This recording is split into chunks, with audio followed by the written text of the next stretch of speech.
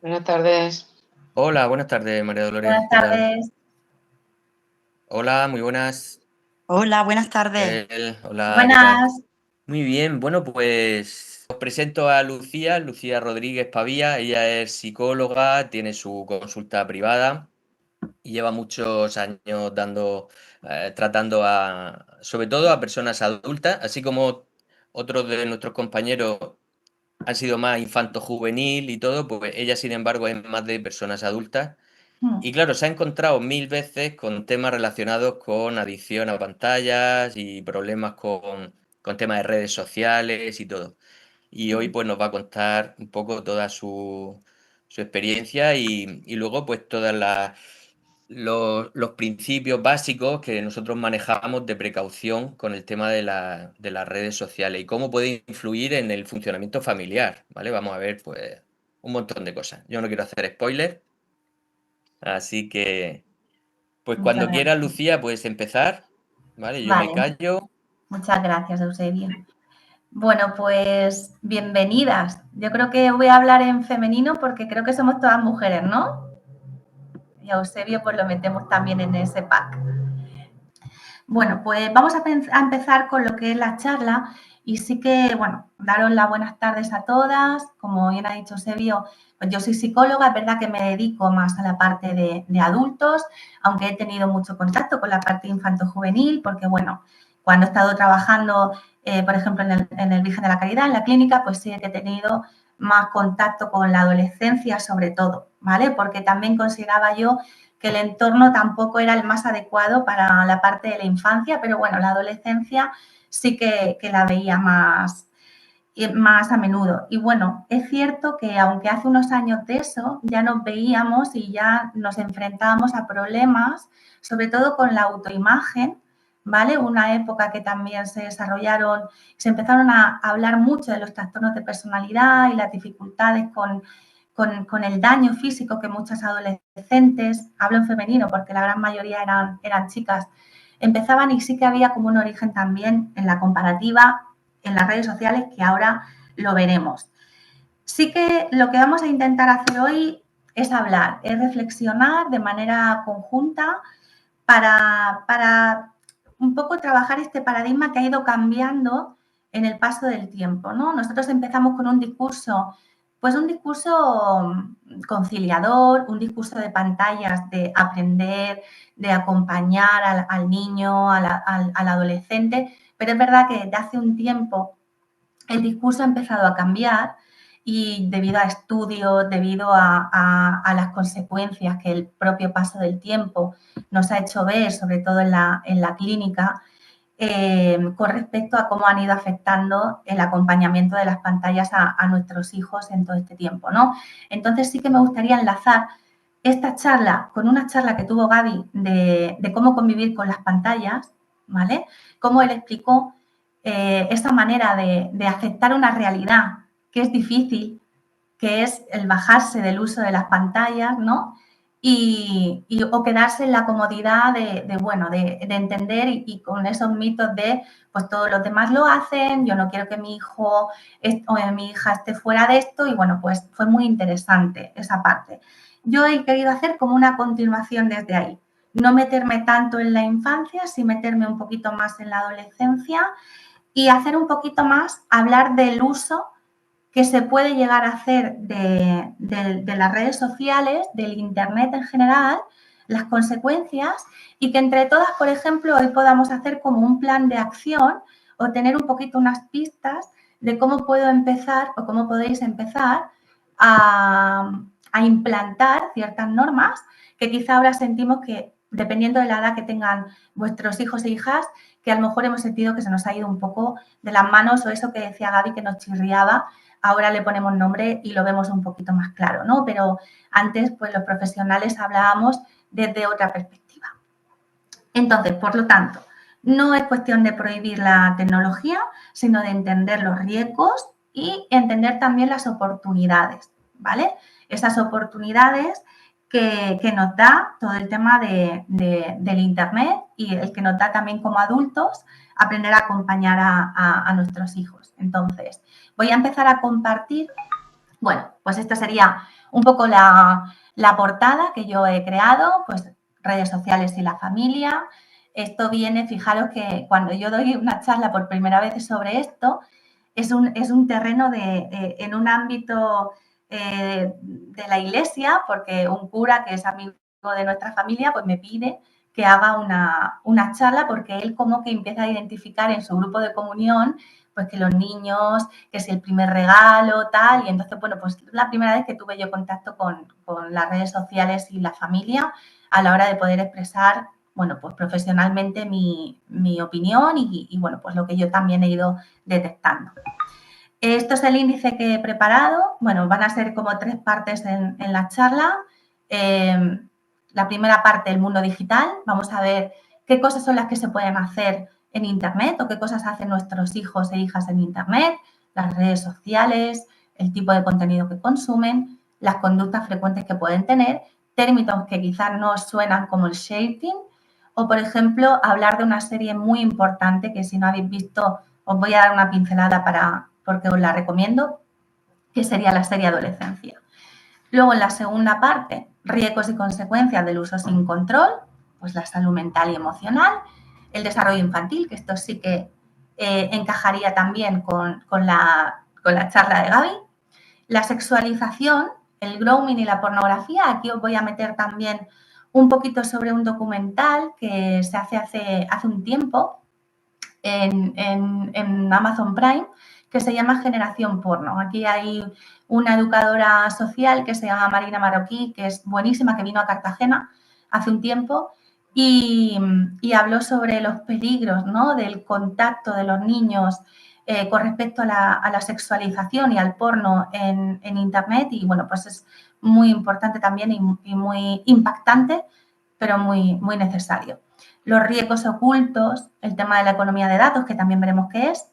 Luego, la tercera parte, el rol de la familia en la crianza digital, pues el ejemplo de los adultos, cómo acompañarnos, espiar, el plan digital que queramos impartir. Vamos a dar como una serie de recomendaciones para eso, herramientas de ayuda para tener cierto control en ese primer contacto y luego pues una actividad práctica que podamos hacer y por último pues este cierre y preguntas para reflexionar que entre todas pues que podamos llevarnos pues un buen sabor de boca, ¿no? Que no todo sea quizá pues esa radicalización que a veces también pasa con algo que no nos gusta o con algo que no entendemos, pues que intentemos también conciliar y tomar decisiones desde el conocimiento, ¿no?, con respecto a esto que pueden ser de gran ayuda.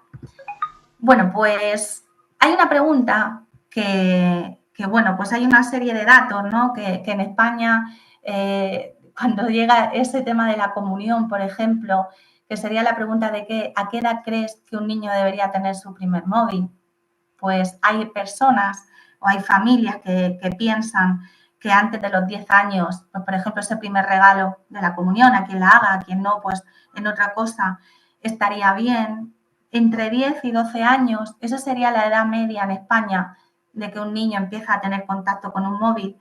Después de los 13 podría ser también una opción e incluso hay un movimiento de padres que pensaría que incluso más allá de los 14 y de los 15 sería como un buen momento para poder hacer este primer contacto y darle un móvil a un niño. Yo os invito un poco a reflexionéis sobre esto. Seguramente cada una tenga una visión diferente o si estamos aquí, lo mismo no, ¿vale? En esta charla puede ser que vayáis todas más encaminadas a un punto en común, pero yo os invito a que lo anotéis y que luego lo veamos. Como reflexión, decimos que darle un móvil a un niño sin acompañamiento es como dejarle la llave de un coche sin haber aprendido nunca a conducir. Creo que este ejemplo también se había puesto antes, pero es como lo más representativo, ¿no? O sea, no se nos ocurre coger a un niño sin haberle dicho por lo menos, oye, mira, pues esto tal, no sé qué, darle a los 18 años, por ejemplo, darle un coche para que conduzca, ¿no? Entonces, bueno, aunque tengamos opiniones diferentes, está muy bien, pero lo importante es que hoy podamos tener, pues esos argumentos, ideas prácticas y sobre todo con una mirada clara para poder acompañar a nuestros hijos en esto tan complicado que se nos ha abierto y que se nos viene encima con esta diferenciación y esta brecha generacional que tenemos nosotras. Al final nuestra crianza ha ido por otro lado, ¿no?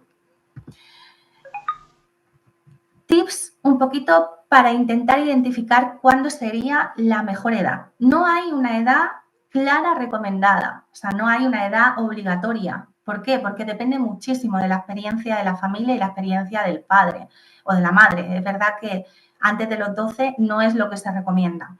Pero sí que os dejo aquí una serie de preguntas para que podáis tener un poquito un acercamiento y poder intentar tener más clara esa decisión, ¿no? Por ejemplo, si mi hijo o hija acepta las normas sin pelear todo el tiempo, pues sería una buena señal, que es capaz de desconectarse sin enfadarse, que sabe hablar si algo le incomoda, que tiene criterios sobre qué compartir y qué no, que hay confianza y diálogo con él o con ella, y si responde no a varias, quizás aún no sería el momento. Es decir, estas preguntas que tenemos aquí, si las contestamos de manera afirmativa, diríamos que nuestro hijo o nuestra hija quizás pueda tener la suficiente regulación emocional o la madurez necesaria como para estar acompañado y poder tener ese contacto con ese móvil. Si no, entonces tendríamos que valorar, esperar un poquito más hasta que pudieran darse estos checks y que estas partes pues estuvieran más consolidadas en esa madurez de nuestra hija o nuestro hijo. El mundo digital de hoy.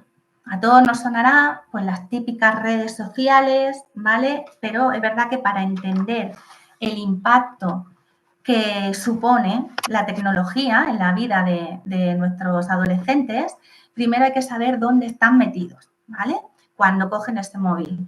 Hay que saber el TikTok, hay que saber YouTube, Instagram, cómo se usan, ¿vale? Y si son incluso más pequeños, el YouTube Kids, que a veces también parece como que como el contenido está totalmente capado para niños más pequeños, no van a causar ningún tipo de dificultad. Pero también, ahora lo veremos, que todas esas conductas, como hemos dicho antes, que se puedan dar cuando estamos teniendo contacto con las redes sociales, pues también puede causar algún tipo de dificultad. O, por ejemplo, como hablaba Gaby, que hacía referencia a Marian Rojas, como hablaba, pues ese sistema dopaminérgico que se genera a nivel cerebral para el tema de la adicción. Bueno, pues tenemos el TikTok, que son vídeos cortos, que es música, es humor, son bailes, son retos también virales, es muy visual.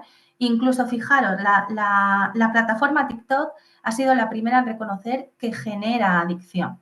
Ya explicó Gaby que el algoritmo que utiliza TikTok es muy parecido al algoritmo que se utiliza el tema de las apuestas, de las tragaperras, etcétera. Entonces, fijaros qué importante es que una plataforma así, que genera tanto dinero, reconozca que genera adicción en la adolescencia.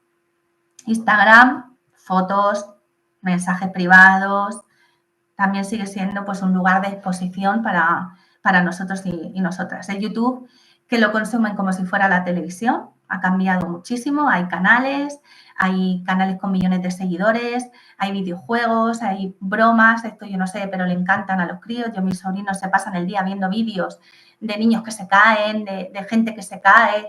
Bueno, se parten de risa, ¿no? Con esto. También pues los típicos niños youtubers que están todo el día abriendo regalos, ¿no? Abriendo juguetes, que es lo que se llaman los unboxing, ¿no?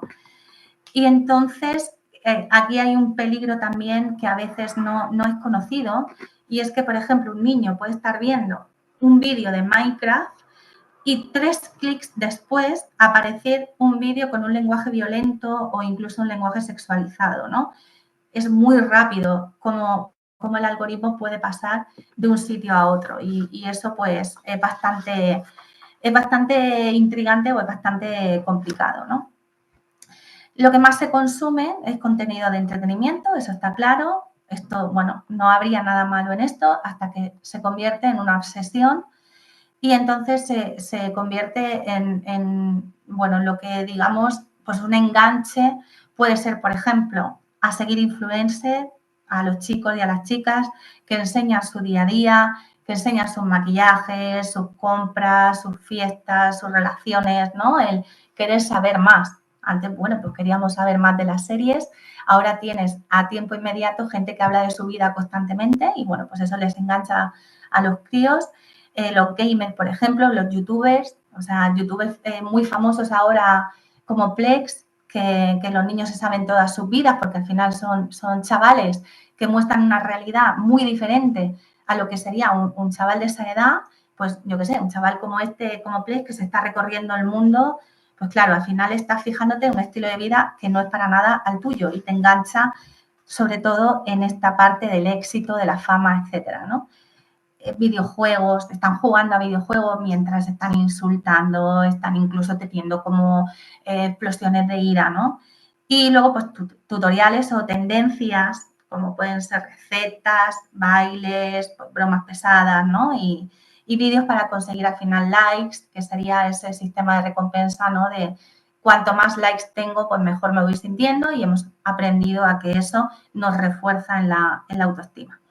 Así que al final, estos niños, estas niñas están creciendo influenciados por personas que a veces nosotros no tenemos ni idea, no los conocemos y que encima están promoviendo valores que se van a quedar en nuestros chicos, en nuestras chicas, como el éxito rápido, la apariencia perfecta, el consumo constante, ¿no? Y la fama fácil, ¿vale? Ahora bueno, pues son profesiones que se han ido metiendo y que los chavales pues quieren, ¿no? Llegar también a eso porque les están diciendo que pueden y que simplemente con grabarse pues lo pueden llegar a conseguir. Las conductas que encontramos cuando se usan este tipo de redes sociales son comportamientos digitales típicos que ya forman parte del día a día de muchos menores, ¿no? El llegar a casa, por ejemplo, y hacer un scroll infinito que se llama, hacer un scroll es estar deslizando constantemente vídeos de TikTok y de YouTube Shorts, porque YouTube no solo tiene ahora vídeos normales, en plan vídeos largos, canales, etcétera, sino que también hay YouTube Shorts que son que duran un determinado tiempo de segundos, ¿no? Y están diseñados para que nunca se acabe el contenido. El algoritmo siempre te va a dar algo que puede estar relacionado con lo que tú ya estás viendo y tus intereses y entonces ahí es donde siempre te va a dar un vídeo más, un vídeo más. Esto activa, como hemos dicho antes, el circuito de recompensa, que es esa dopamina tan famosa que se ha puesto tan de moda ahora y por lo tanto el cerebro lo puede gestionar como una adicción. La búsqueda de validación externa, los likes, los emojis, las reacciones, la autoestima se empieza a ver también dependiendo de esto, ¿no? Se empieza a ver cómo depende de los me gustas y que recibe esa foto, las interacciones que recibe esa foto. Los selfies y la exposición corporal, ¿no? El cómo me muestro a los grupos, totalmente sexualizados, perfectos. El mensaje constante, ¿no? El responder rápido, la ansiedad por no contestar, ansiedad por no estar conectado. Y las comparaciones, pues esta frase de todos mis amigos tienen móvil, todos van de fiesta, todos tienen ese cuerpo, si no lo tienen se sienten menos, ¿no? Sería cómo ha ido un poquito cambiando este lenguaje que, bueno, cuando estamos en la época de la adolescencia, la identificación con los iguales es lo que más nos importa, solo que ahora tenemos acceso a muchísima más gente con la que compararnos y sentirnos pues peor, ¿no? Entonces, eso también es importante. Luego tengo un término aquí que quizás no os suena y quizás a lo mejor es un poquito incómodo, pero si yo os pregunto cuántas de vosotras, a lo mejor en un momento dado, o alguien de vuestra familia o alguien que conozcáis ha subido una foto de su hijo, de su hija a redes sociales, pues esto sería el tema del shaping, ¿no? Serían madres y padres o miembros familiares que publican fotos de sus hijos, ¿vale? Sin tener en cuenta ese riesgo de la privacidad. A veces lo hacemos pues, por orgullo, porque oye, pues queremos mostrar esta parte, pero sin darnos cuenta de que al final estamos creando una huella digital sin el permiso de ese niño, ¿no? Y bueno, pues se ven cosas como pues desde la publicación de una ecografía hasta, bueno, pues seguir todo el seguimiento del niño, incluso ahí están llegando a ver mujeres que de alguna manera también consiguen trabajo en redes sociales por el hecho de estar mostrando pues el embarazo, lo que pasa en el embarazo, luego con el bebé, Entonces, bueno, pues eso también hay que tenerlo en cuenta por la privacidad de ese menor. Ya que esas imágenes también hay que saber que pueden ser capturadas por otras personas, pueden ser editadas y pueden estar utilizadas por terceros. Porque una cosa que aceptamos cuando subimos una imagen a Internet es que esa imagen deja de ser nuestra, ¿no? Entonces, es verdad que desgraciadamente hay adultos que tienen intenciones delictivas y que buscan este tipo de fotos. Utilizan bebés a lo mejor con ropa de verano, niños, niñas con pijamas, etcétera. Bueno, pues desgraciadamente lo que a lo mejor estáis pensando en este momento. También está el riesgo emocional, ¿no? Algunos adolescentes que sientan vergüenza o incluso acoso escolar por imágenes que sus propios padres pueden haber publicado años atrás, ¿no? Al final hacer captura de una foto tuya cuando eres niño, cuando eres niña y, bueno, pues utilizarlo en tu contra. Y luego que los hijos pues tienen derecho a mantener esa imagen y esa privacidad y los padres pues tienen que respetar ese derecho.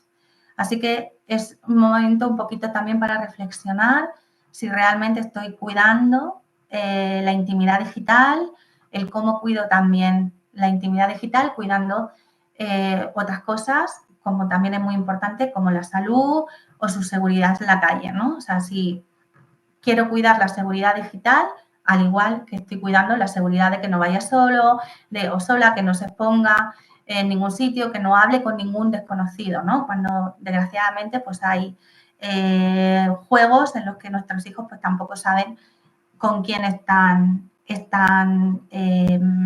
compartiendo o jugando o hablando en este momento, ¿vale? Así que hay que reflexionar que los hijos no están solo en redes, sino que también están construyendo una identidad dentro de ellas. Entonces, lo están haciendo sin un mapa, lo están haciendo sin saber, a lo loco, y claro, muchas veces sin ningún tipo de guía, ¿no? Entonces, si nosotros no estamos ahí educando o acompañando, ¿quién va a ocupar nuestro lugar, ¿no? ¿Dónde van a decidir ellos que sean referentes o dónde se van a fijar para este tipo de cosas? Aquí es donde os voy a compartir ahora, voy a dejar de compartir un momento esta pantalla y voy a compartiros un tráiler de la serie que os he comentado anteriormente, que es la serie Adolescencia, que luego si queréis me comentáis si la habéis visto, si no, pues podemos hablar un poquito de ella, aunque os voy a hacer una pequeña introducción, ¿vale? Pero voy a introducirla un momento, el vídeo. Este tráiler está protegido por derechos de autor. Para poder verlo puedes pulsar en el enlace que encontrarás abajo en la descripción, serie Adolescencia. Vale, dejo aquí de compartir. Vale, pues esta es el tráiler de la serie. Y bueno, es muy interesante de hacer un poquito de hincapié en lo que la serie también representa, ¿no? Que nos lanza al final un espejo bastante necesario, pero muy incómodo a la vez, ¿no? Que sería la presencia adulta ausente en la vida digital de los hijos, ¿no? No se trata solo de un adolescente que comete un acto terrible, ¿vale? Sino que también lo que hace la serie es obligarnos a mirar qué es lo que ha fallado antes, que ha fallado la incomunicación, ha fallado la soledad, ha fallado la falta de supervisión y el silencio, ¿no? En los adultos. Y claro, cada escena va exponiendo lo que sucede cuando no hay una mirada adulta o cuando esa mirada llega tarde, ¿vale? Esto es la creencia de... Hay una parte muy interesante en la serie que hay un capítulo donde hablan los padres, porque se trabaja mucho en la serie se habla mucho del tema de la culpa de los padres y hablan cómo sentían que su hijo estaba seguro porque estaba en su habitación, ¿no? Pero quizá era el sitio más inseguro de todos porque tenía acceso a una herramienta que está abierta al mundo y que sin un control pues podía llegar todo tipo de mensajes hacia ese niño que no estaban supervisados o no estaban controlados, ¿no? Entonces, es verdad que ahí vivimos en un dilema o los padres viven en un dilema constante entre el control versus la libertad, ¿no? Si controlo demasiado, no me va a contar nada. Si le doy mucha libertad, quizás se metan problemas, ¿no? Y entonces no se trata de supervisar, no es espiar, y confiar no es soltar, sino intentar establecer una comunicación con ellos donde puedan sentirse capaces de respetar esos límites con afecto, con sentir que no están solos, pero sí que es responsable y que necesita, ¿no?, de esa autoridad, ¿vale? Si queréis, el tráiler se puede ver en cualquier sitio, no he sacado ningún momento en concreto de la serie porque, bueno, es muy interesante para ver. Pero eso es lo que decimos, ¿no? Que muestra esa falta de supervisión activa, ¿vale? No solo la digital, ¿no?, sino también la emocional, y también abre un poquito la puerta a qué tipo de foros llenan ese vacío, ¿no? Cuando antes decíamos, si nosotros no somos la guía de nuestro hijo, de nuestra hija en esta parte digital, ¿quién lo va a ser, no? Entonces ese vacío se puede llenar de foros muy tóxicos, con discursos de odio muy tóxicos, retos sin sentido y un aislamiento social bastante importante, ¿no? Como hablaba antes, con respecto a la culpa, que es una trampa, nosotros hablamos de trampas relacionales, ¿no? En este caso la culpa también es una trampa emocional que después de cuando hay un problema digital donde un niño o una niña pueda sentirse acosado o pueda tener una adicción o pueda tener un cuadro depresivo, pues muchos padres, muchas madres sienten esa culpa de por qué no lo vi antes, en qué momento se me ha ido esto de las manos, cómo no me di cuenta.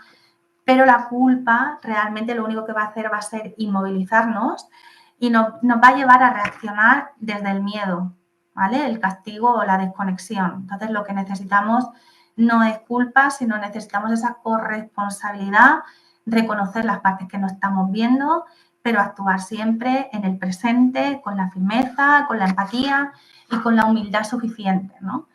Temas que visibiliza esta serie que es muy interesante. El aislamiento emocional, chicos y chicas que están rodeados de pantallas, pero emocionalmente se sienten solos.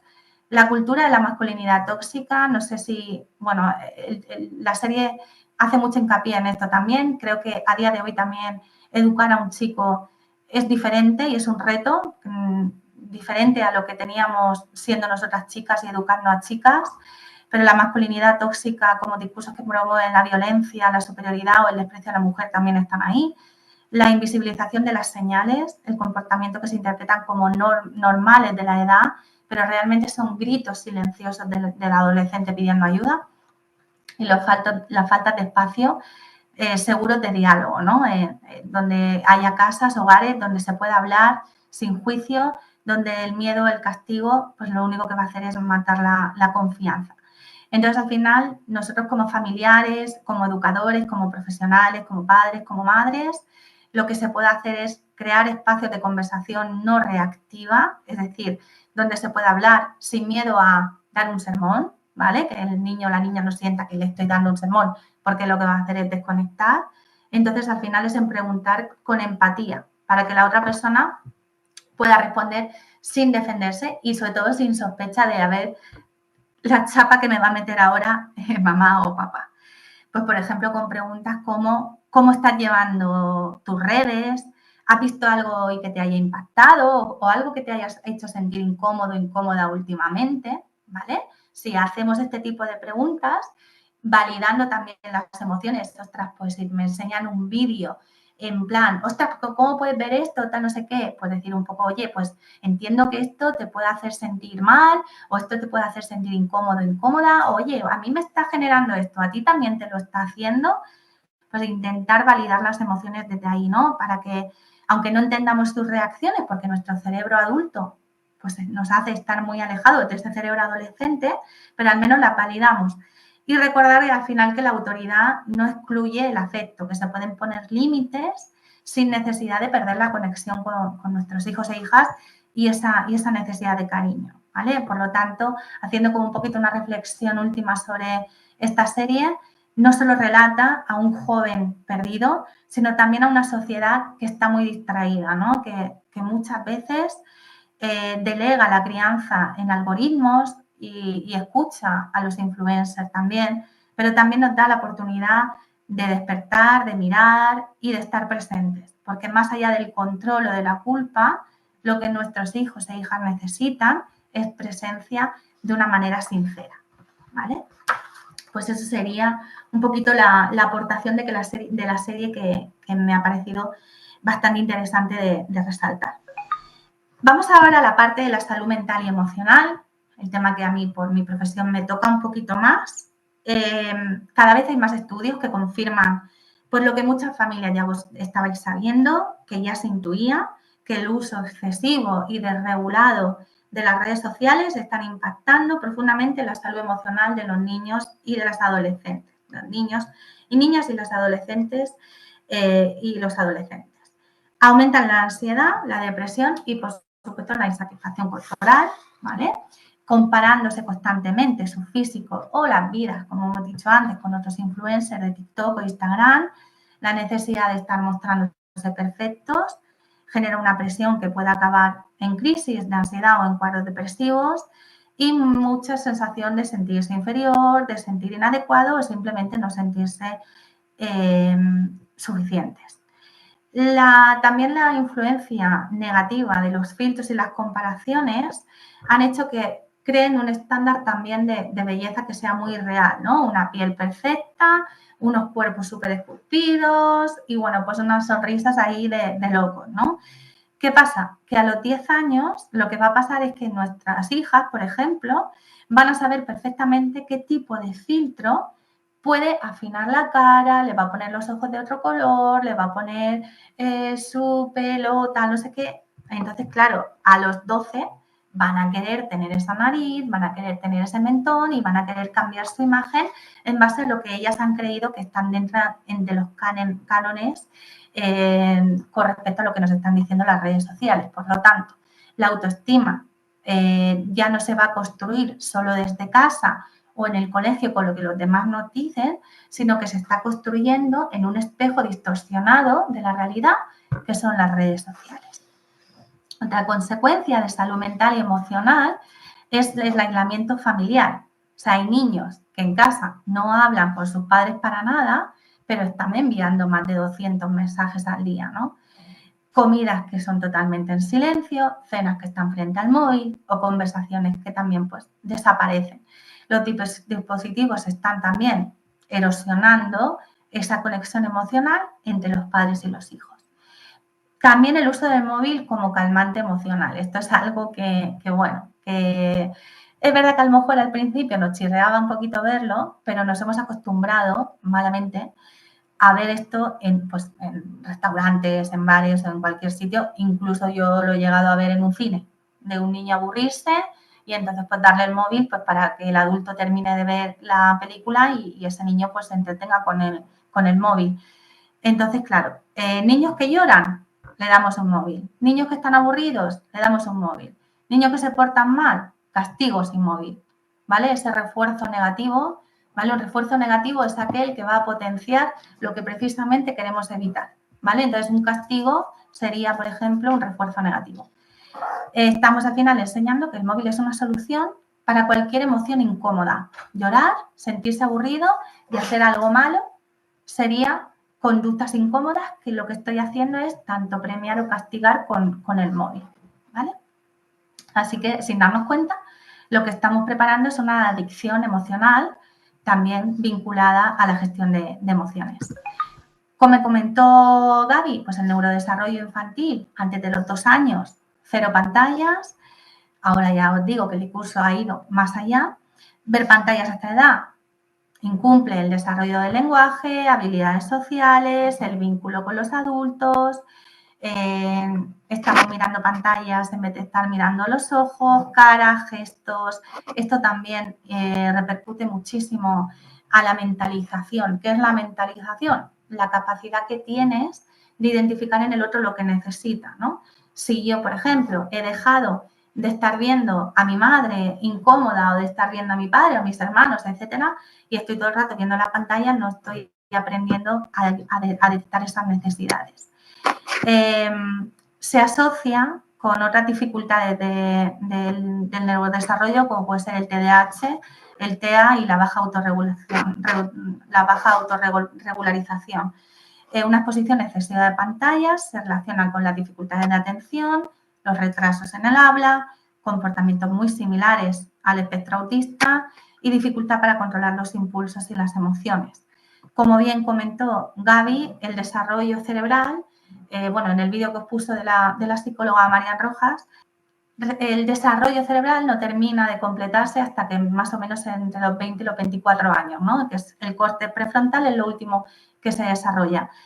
Si ahí es donde está el control de impulsos, pues claro, imaginaros un cerebro adolescente que todavía no está desarrollado y encima le estamos metiendo constantemente conductas impulsivas, ¿no? Así que un niño al final no aprende a aburrirse, no aprende a crear. Un niño que no sabe frustrarse, no sabe tolerar un no, ¿vale? Y esto es lo que se va potenciando también con esta parte. Una parte también bastante seria y bastante preocupante con respecto a la exposición sería la sexualización. Bueno, no sé si habéis visto aquí al gato, pero aparecerá por aquí ahora. La sexualización, el grooming y la pornografía, ¿vale? Internet también ha abierto una puerta para que los niños y las niñas accedan a contenidos y a contactos que no están preparados para tenerlos, ¿no? Y encima nadie se está cerrando. La manera de ingresar en estas páginas, cuando hacemos las charlas de prevención en adicciones, los chavales se ríen porque yo les digo, claro, por decir que tienen más de 18 años, sí, no, pues ya sabes perfectamente lo que tienes que hacer y tienes acceso a todas esas páginas, ¿no? Y se lo saben muy bien. El consumo precoz de la pornografía es una evidencia. La edad promedio son entre los 9 y los 11 años.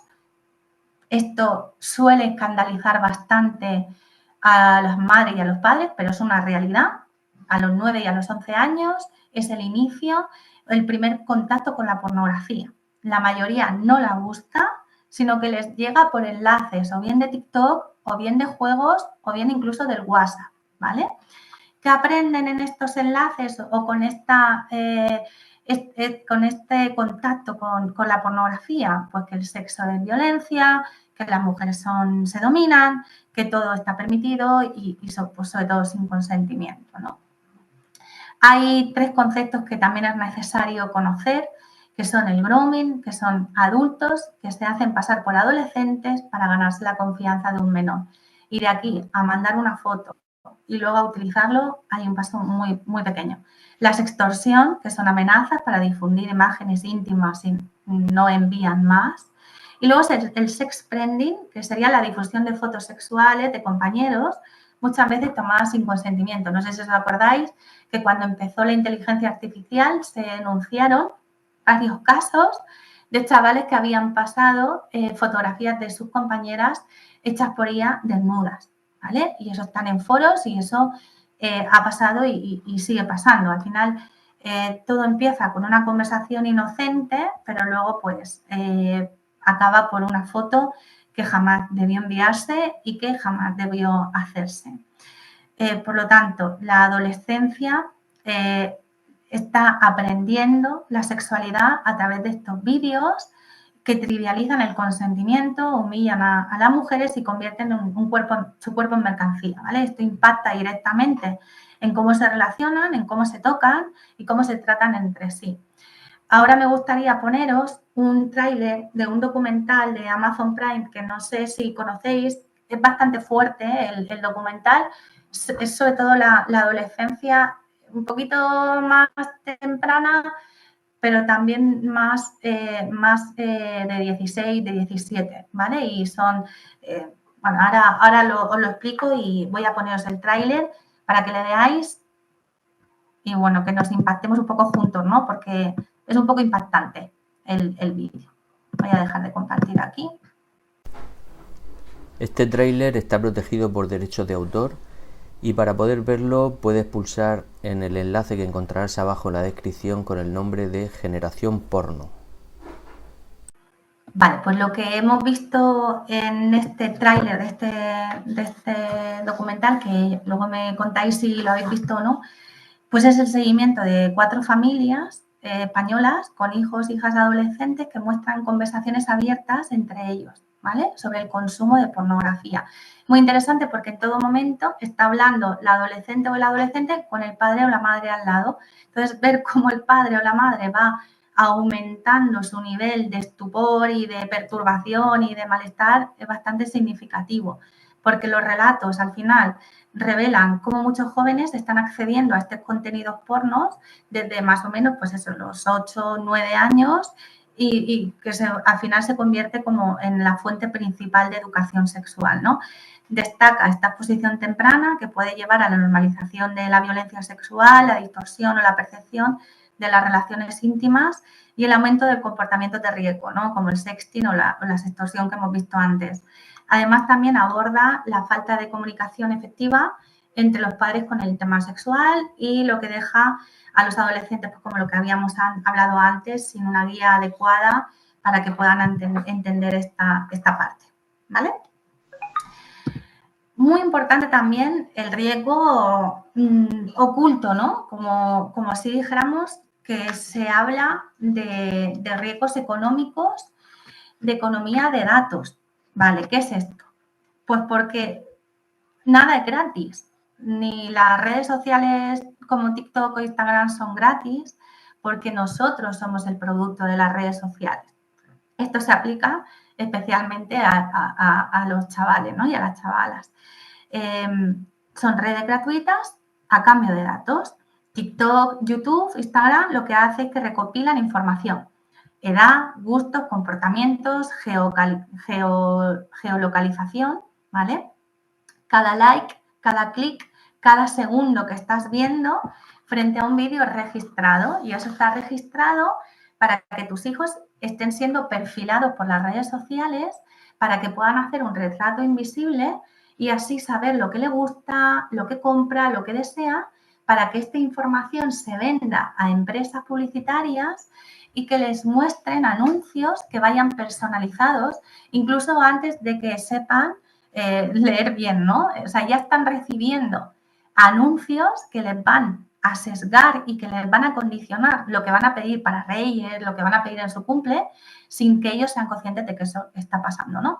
Al final es, no, mi hijo no está o mi hija no está utilizando la red social, sino que la red social está utilizando a nuestros hijos y a nuestras hijas, ¿vale? Una cosa importante, o sea, yo, como hemos dicho antes, no venimos a demonizar nada, no es que la tecnología sea mala, pero el problema es esto, es dejarlo solo frente a ella. O sea, un niño sin guía digital no es un niño libre, está expuesto, se confunde, es vulnerable y entonces pues nosotros tenemos la responsabilidad de acompañar y de proteger y sobre todo pues educar. ¿Qué podemos hacer como adultos en esta situación, ¿no? Pues hacer una crianza digital con coherencia. Es decir, no hay crianza digital sin coherencia. Lo que hacemos con nuestros propios móviles también pesa mucho más que cualquier charla, que cualquier sermón. Es decir, ¿cuánto tiempo estamos realmente presentes? ¿Cuántas veces estamos mirando el móvil durante la comida? ¿Cuántas veces hemos dicho, espera un momento, sin soltar el teléfono? Los niños están aprendiendo observando. Si ven que mamá o papá no pueden dejar el móvil, ¿por qué habrían que hacerlo ellos, ¿no? Al final, educar no es solo decir, haz esto, sino que también es vivirlo con ellos. Si queremos que nuestros hijos e hijas estén menos enganchados, tenemos que empezar nosotros también a estar menos enganchados y enganchadas. Lo que hablábamos antes, ¿no? Del safety y de la huella digital, pues publicar estas fotos en redes sociales pues puede parecer inofensivo, pero es verdad que estamos creando esa huella digital. Se pueden utilizar fuera de contexto y terminar en manos de quien no queremos que termine. Lo que hoy se sube con mucha ternura, mañana puede doler, por lo tanto siempre tenemos que preguntarnos que si esto lo compartiría si tuviera 15 años o si fuera él quien lo sube, ¿no? Eso también hay que tenerlo en cuenta. Acompañar, como hemos dicho antes, no es espiar. Uno de los mayores errores es pensar que estás cuidando con control, sin preguntar. Es decir, supervisión es distinto al espionaje. Mirar a escondidas, supervisar sus historias, intervenir de forma abrupta, pues todo esto va a romper la confianza, está claro. No queremos que vivan con miedo, sino que vivan con criterio, que vivan con conciencia y que vivan con seguridad, sobre todo. Hablar más y vigilar menos. Las reglas son muy necesarias. La conversación es mucho más poderosa. Saber que tu hijo, qué es lo que ve, qué es lo que lee, qué es lo que escucha, qué cuentas sigue, creo que es fundamental. Hay que preguntar con empatía. ¿Qué viste hoy en TikTok y te hizo reír? ¿Viste algo que te molestó, te hizo sentir raro? No se juzga, sino que se escucha. Eso los críos a día de hoy lo tienen súper aprendido, lo de escuchamos y no juzgamos. La conexión emocional, que protege más que cualquier filtro. Por lo tanto, se trata de estar disponibles, de estar presentes y de estar atentos, ¿no? Por lo tanto, hay que establecer lo que podríamos denominar un plan digital familiar, ¿no? Necesitamos un plan, al igual que hay reglas, al igual que se utiliza en la crianza, pues por ejemplo, una economía de fichas, que ahora se utiliza mucho por las cartulinas, las caritas tristes, las caritas felices, no punto rojo, punto verde, porque genera también ansiedad, sino pues bueno, pues que cuanto más cosas haga, pues más cosas para compartir, con tiempo con los padres, con salir al parque o todo eso, pues los niños se van llevando, igual que tenemos reglas para comer, para dormir, pues implantar, una herramienta familiar de protección y de educación. Reglas claras y que sean consensuadas. Yo creo que esto también es muy importante. No se trata de imponer, sino de pactar. En la adolescencia se negocia muchísimo con los críos y con las crías. Lo que se acuerda en familia se cumple muchísimo más. Por ejemplo, ¿qué podríamos pactar? Pues podríamos pactar horarios. O, por ejemplo, nada de pantalla, de la comida, ni a la hora de dormir. Ahora está habiendo yo lo veo mucho en consulta, me lo dicen mucho mis pacientes. Me dicen, Lucía, he decidido que he dejado el móvil fuera de la habitación y me he comprado o he rescatado un despertador antiguo porque yo solo utilizaba el móvil para poder despertarme. Entonces ahora me despierto con el despertador y me siento mucho mejor porque he leído por ahí que es la primera señal de poder empezar a hacerte un poquito una desconexión digital. Estupendo. Se puede, por ejemplo, establecer la norma del modo avión en familia, por ejemplo, a partir de una hora determinada, decir, modo avión, pues a partir de las 8, 0 pantallas. El contenido, por ejemplo, que se permita, se define qué se puede ver y qué no. Series con violencia explícita, juegos con chats abiertos, contenido de retos digitales, virales, ¿vale? Importante hablarlo y reseñarlo, ¿no? Y llegar a ese acuerdo. Normas que se deben de poner, no publicar fotos de hermanos ni de hermanas sin permiso, no grabar cosas en casa sin consentimiento y pensar siempre antes de subir alguna información, esto me representa, ¿vale? Tener espacios de desconexión, estaría genial pues poner un día sin pantallas o una tarde a la semana ocio real o crear espacios para jugar, para salir, para cocinar, para leer juntos, porque desconectarse pues también une en la familia, ¿no? Y por supuesto, pues lo que hemos dicho antes, incluir a los hijos en el diseño del plan, pues que las reglas que estén hechas de manera conjunta, pues qué ideas tienen, para que se sientan sobre todo escuchados y comprendidos y al final eso se hace que se comprometan muchísimo más. Por lo tanto, pues un plan digital de alguna manera es una brújula. No impide la tormenta, pero ayuda a navegar juntos en ese barco. Tenemos herramientas que ayudan a todo esto, ¿vale? Aquí os pongo algunas. Estas nos permiten filtrar contenido, limitar tiempo, bloqueo incluso de aplicaciones, pero no sustituyen la conversación ni el vínculo. Son un apoyo, no son una solución completa. Entonces, es muy importante esto también tenerlo en cuenta.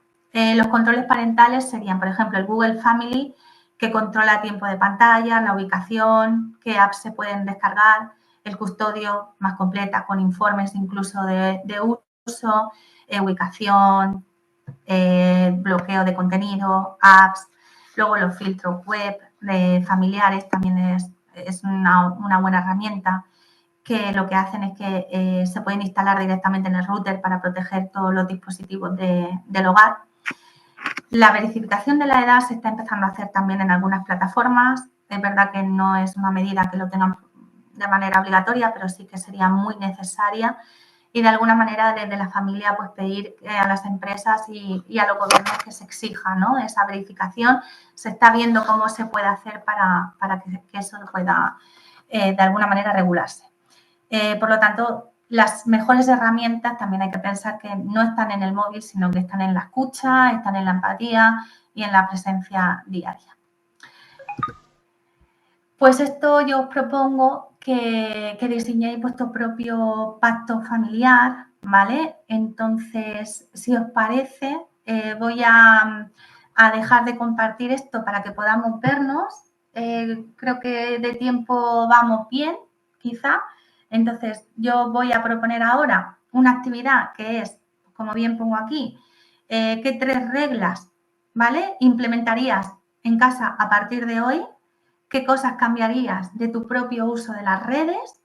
¿Vale? Serían estas 2 preguntas y lo empezamos a ver de manera compartida, si os parece, que por mi parte la presentación de diapositivas estaría ya finiquitada. ¿Vale? Venga, pues ya como queráis hacerlo. Si os apetece poner en abierto el micro y comentar cualquier cosa, o a quien le apetezca escribirlo por el chat, lo leemos, lo que queráis. Acordaros que habíamos propuesto varias cosas. Habíamos propuesto la pregunta de ¿a qué edad sentíais vosotras que estaría bien el poder regalar ese móvil, que los niños tuvieran el contacto con el móvil por primera vez? Y, bueno, cualquier reflexión que tengáis de todo lo que he dicho, sobre la serie también, el documental, y esta última parte de qué 3 reglas implantaría hoy en casa con el plan digital y qué cosas cambiaría de nuestro uso propio de las redes. ¡Hala! Ya me callo. A ver, yo tengo una duda. Dime, Laura.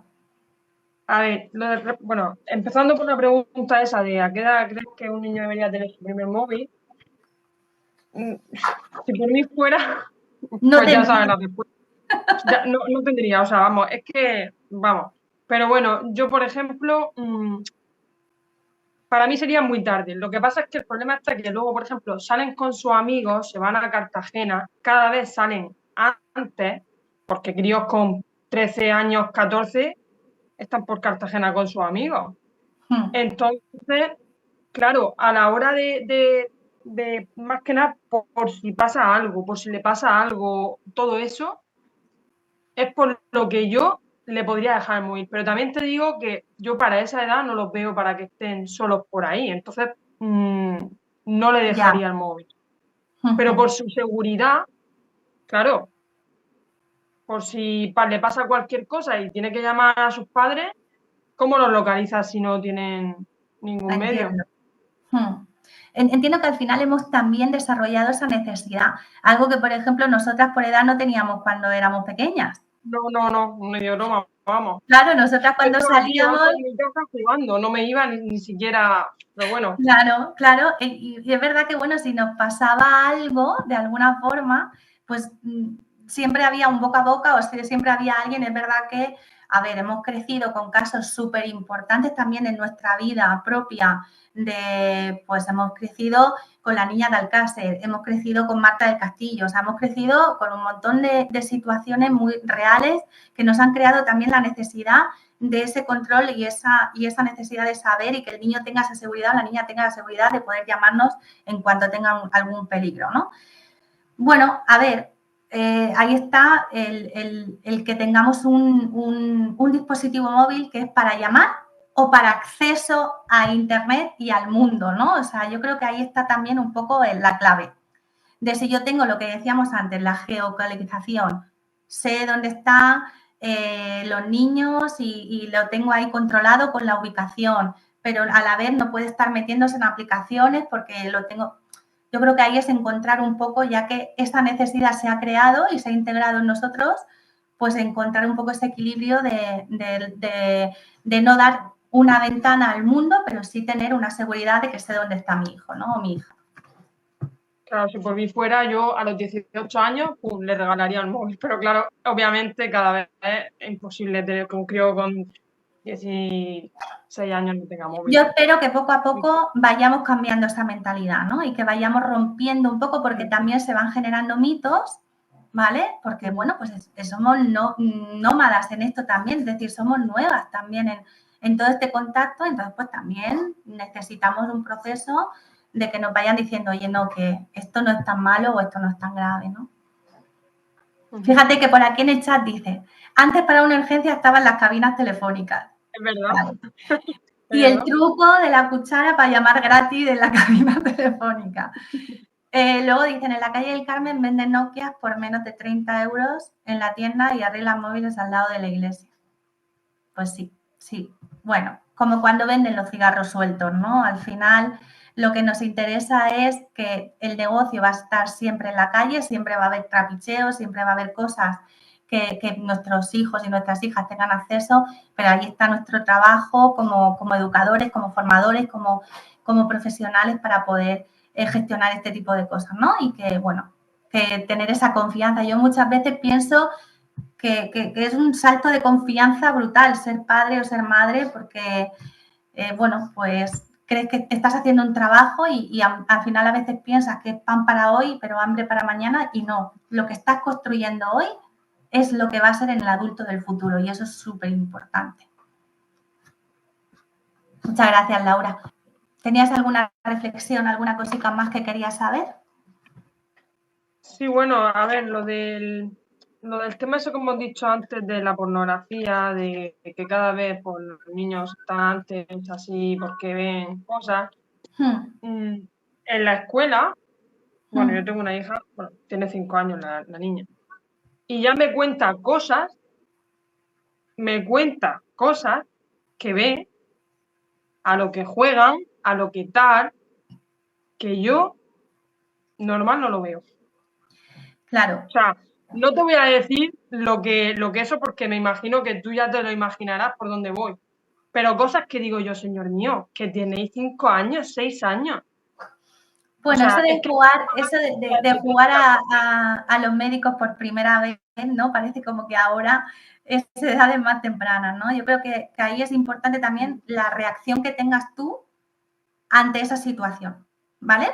Si yo a lo mejor reacciono de una manera escandalizada o reacciono de una manera que ella se pueda sobresaltar o que pueda decir, ostras, estoy haciendo algo malo, a lo mejor estamos incluso reforzando una conducta que no queremos reforzar y queremos que esa conducta no se llegue a dar, ¿no? Entonces, ahí es muy importante entender esa comunicación, aunque sean 5 añitos, ¿vale? A partir de los 4 años ya tienen su yo, ya tienen su individualidad, ya empiezan a tener también recuerdos autobiográficos. Entonces, ahí es muy necesario hablar con normalidad desde la sexualidad, hablar de lo que es una vagina, hablar un pene, por ejemplo, si en algún momento una niña nos está diciendo que están tocando ahí o están haciendo algún acto así sexual y, por supuesto, si vemos o nos escandalizamos por algo, hablar con el tutor o la tutora, pero rapidísimo. Si no, ella me lo cuenta, ella no hace esas cosas, pero ella me lo cuenta, que lo ve, que hace y dice, mamá, hacen cosas raras. Que claro. Ella no, seguramente... No, ella no sabe ponerle nombre, no sabe identificar todo eso, ¿no? Entonces, claro, lo ve como algo raro. Claro. Pues el documental es muy interesante, ¿eh? Muy impactante, ya digo.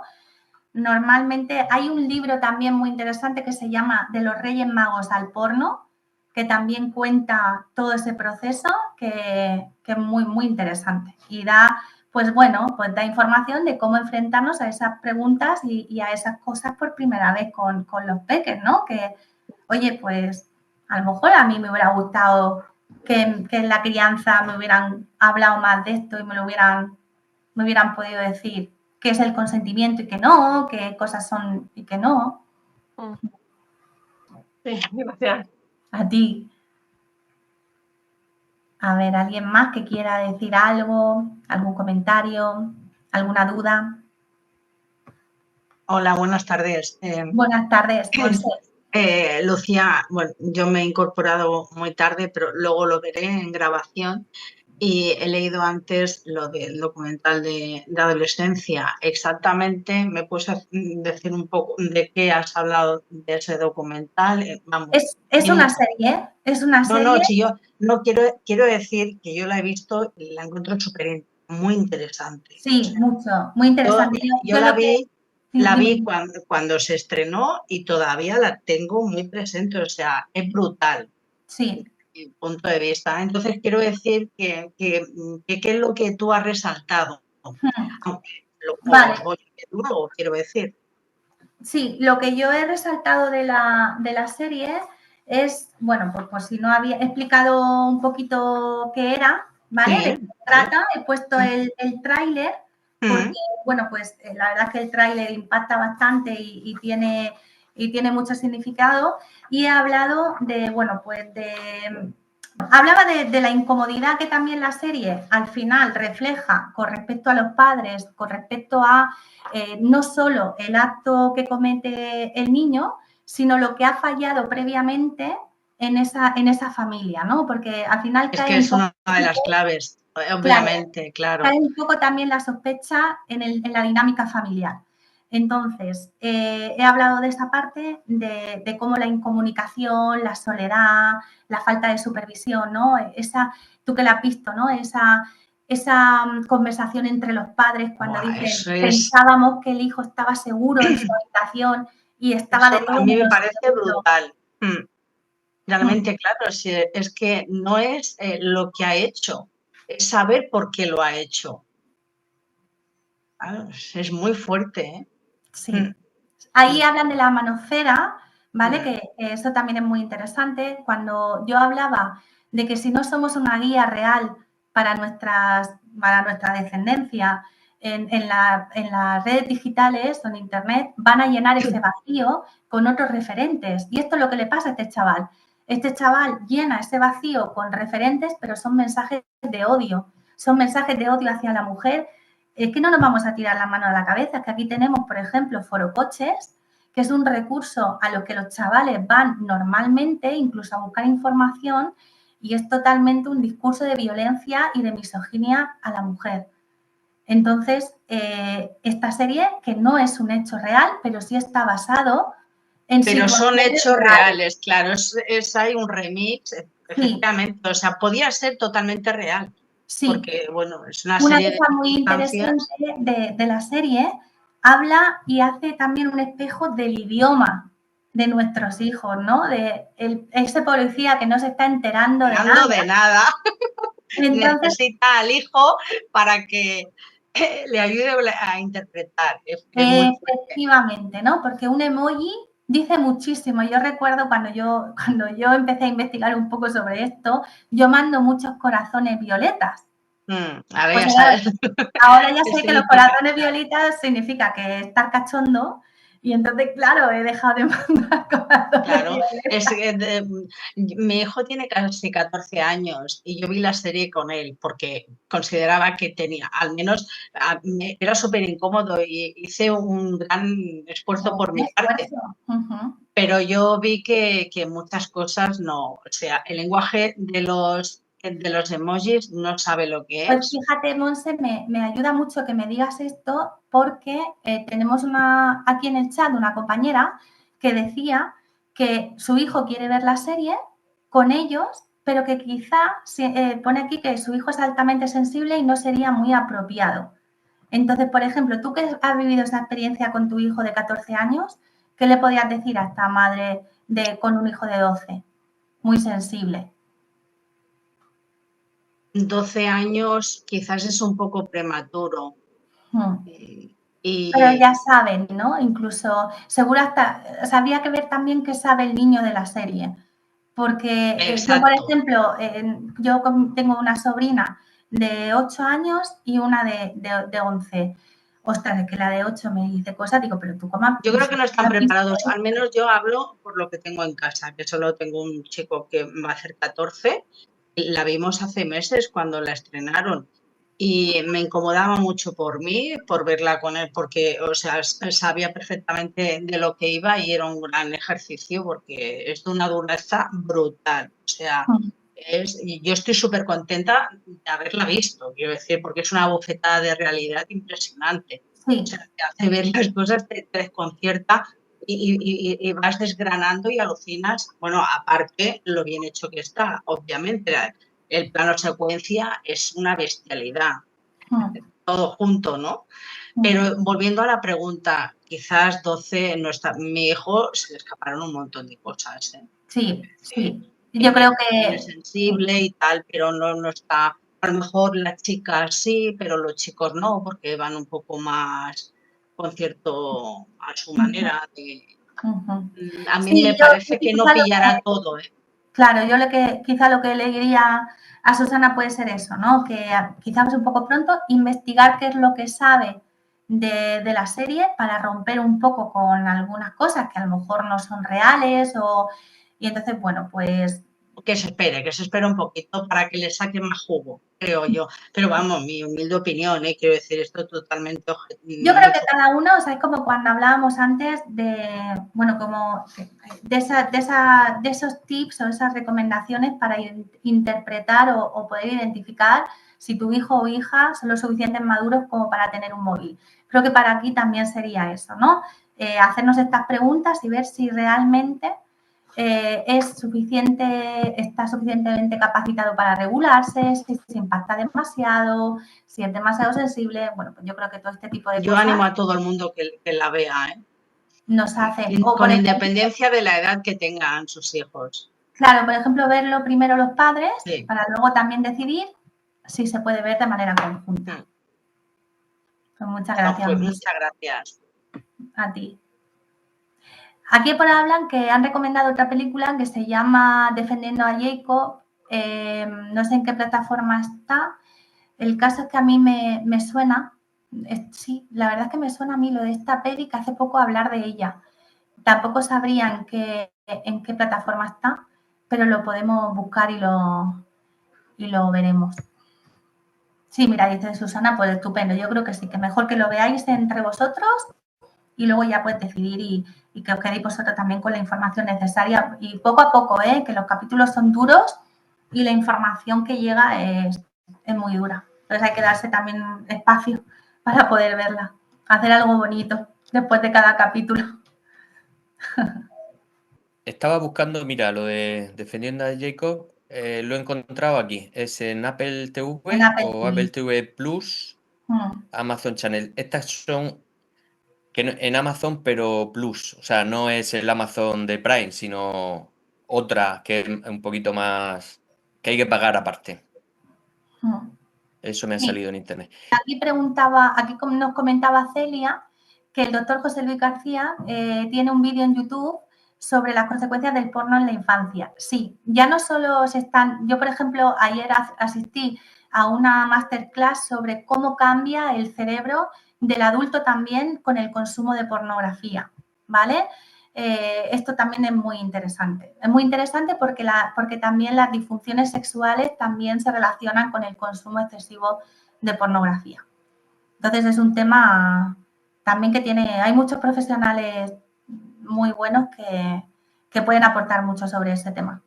Al final, aquí lo que queríamos hablar es cómo de sencillo es pasar de un clip, de un vídeo inofensivo, a que te metan un anuncio de estos o que te pueda llegar un enlace y bueno, pues encontrarte con algo que no es necesario. Bueno, parece que lo he explicado todo muy bien. Yo creo que sí, Lucía. Lo has dejado tan claro. Oye, por cierto, que muchas gracias por decir que el gato es muy bonito. Aquí está, es enorme. Ahí está durmiendo. Y el perro porque no se ve, pero está ahí abajo también. Bueno, ahí tenéis el enlace. Y nada, pues muchísimas gracias a todos por asistir y a ti, Lucía, por esta charla tan clara y tan necesaria. Hoy en día tenemos que saber mucho sobre redes sociales, tenemos que saber mucho a lo que se enfrentan nuestros hijos y cuál es la realidad y cuáles pueden ser las consecuencias y me parece fenomenal. ¿Dónde podemos seguir a Lucía en las redes? Pues no soy yo muy de redes, pero la verdad es que a nivel profesional tengo un perfil de Instagram, ¿vale? O sea que si pones mi nombre te va a salir en Instagram. Pero es verdad que no soy muy activa, ¿eh? No soy de esas psicólogas que ponen... No estoy yo subida mucho en esto de las redes sociales. Entonces, pero si pones mi nombre, Lucía Rodríguez Pavía, me encontrarás sin problema. Muchas gracias, Francisco. Me ha gustado mucho la experiencia, así que cuando queráis repetimos. De todas formas, cuando pasemos el vídeo grabado con las diapositivas, ahora Lucía me pasará las diapositivas para que las ponga, los vídeos también los pasaré, los trailers, y luego en la descripción abajo también pondré el número de teléfono de Lucía por si alguien quiere pedirle cita o algo, pues ahí la tendréis Sí, yo también. te iba a decir que me lo dejara. Sí, lo suelo poner en los psicólogos que colaboran en Acción Familiar, siempre ponemos su teléfono por si alguien se quiere poner en contacto con ellos, ¿vale? Bueno, pues Pues muchas nada, gracias. muchas gracias a todos y nada, pues vamos dando fin y nos vemos la semana que viene, que será la última sesión de este ciclo formativo, ¿vale? Que será el potencial, lo voy a decir bien, el potencial que tiene la familia. Y ya, si os parece, cuando terminemos, esto ya lo diremos la próxima semana, pero por si acaso alguno no puede venir, es posible que volvamos a hacer otro ciclo formativo en octubre, noviembre o diciembre, más o menos, no es exactamente las fechas. Y por comodidad, os vamos a pedir que si queréis que os volvamos a avisar, que no haga falta volver otra vez a inscribirse, sino que directamente volvemos a avisar de que iniciamos un nuevo ciclo formativo y ya las personas que están inscritas siguen inscritas. ¿Vale? Si os parece. Así que nada, pues muchas gracias y nos vemos la semana que viene. ¿Vale? Buenas noches. Venga, hasta luego. Hasta Chao. luego. Muchas gracias.